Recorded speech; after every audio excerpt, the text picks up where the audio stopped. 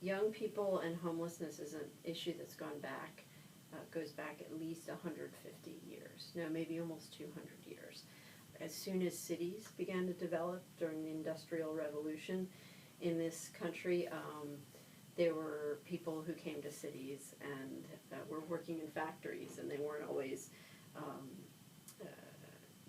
having time and resources to care for children. There are so many things that can cause somebody to become homeless, right? Like natural disasters, health issues, financial issues, housing issues.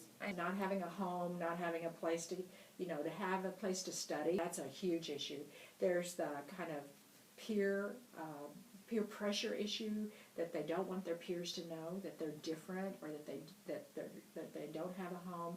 And then there's health and physical well-being issues. So all of those contribute, of course, to learning. If we're using more and more computers in teaching and learning, and there's no way that they can get to a computer, and let's say they may not even have a library card where they could go to the library, think of how much that leaves them out. If you watch a normal 5th or 6th grader now, they're doing a lot of their work already on the computer. Yeah, the family may not have a computer, and they may have one computer for the whole family, and it may be difficult for that 8th grader to get on that computer to do his or her homework. If you don't have a home, you go to the shelter. There may be certain hours where you can be there. You may be out on the street for certain hours. When living in a shelter, there's no room to do homework, right? There's no space for that, and any assignment that requires the internet, if you're not at a public library or at your school's library, it's almost impossible to do.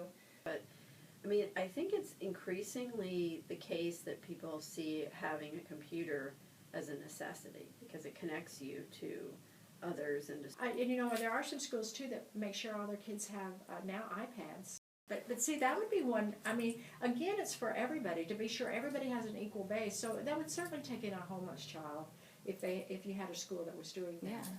So as we get more and more into using technology for teaching and learning, the schools are almost obligated to be sure that everybody has the technology. Mm-hmm. Right, like a computer is not going to help in a hungry belly. It's obviously not going to become a useful pillow for your head.